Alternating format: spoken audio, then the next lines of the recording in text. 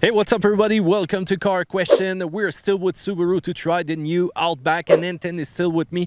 Anton, this is another big redesign of one of the best cars in the Subaru lineup. The Outback has been there since 1995, and this car can get you anywhere. Yes, you know, it's been around, as you said, for 24 years now, and we're stubborn in a way because it's the same body style. We haven't changed it much. It's gotten bigger.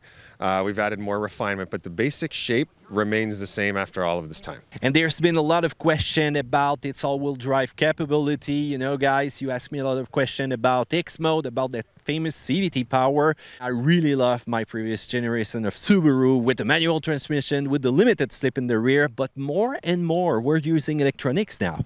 Yeah, like a CVT is just where the market's going. You know, there's less and less manuals, and a CVT transmission that we have, because of the super wide gear ratio, it can really give you the low-end torque and really low revs on the highway for good fuel economy. So, and then we put the artificial stepped gears to mimic an automatic transmission, but in terms of efficiency, you can't really beat it.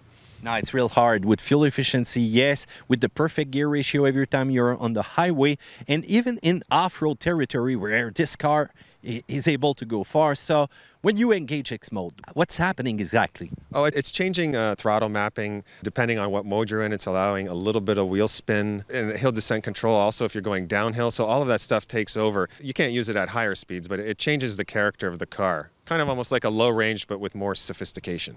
A few of our viewers had some question with exactly the CVT, the power that it's going to send to the wheel when it's in off-road territory. Let me explain. They're going with their car in sand, you know, in those real harsh environment, really hard on the car. They step on the accelerator and they feel that they don't get all the power. How can you explain that? It is a CVT. So what happens at the initial throttle response, if you push it all the way down, there's a chain, right? It does cut the power a little bit at the very beginning, and that's to avoid the chain slipping because you don't want the chain to slip. So once it's fully engaged, the chain gets tighter and you have full launch power. But at the initial stage, you don't want the chain to slip. So it's protecting the chain in a sense. But if you have it in the X mode, the throttle response will be more aggressive. And also with the new Outback, there's a lower gear ratio. So you'll also notice the throttle response will be more aggressive than the previous model. Because just in the few years that just passed, you already changed once again that CVT. It's completely new.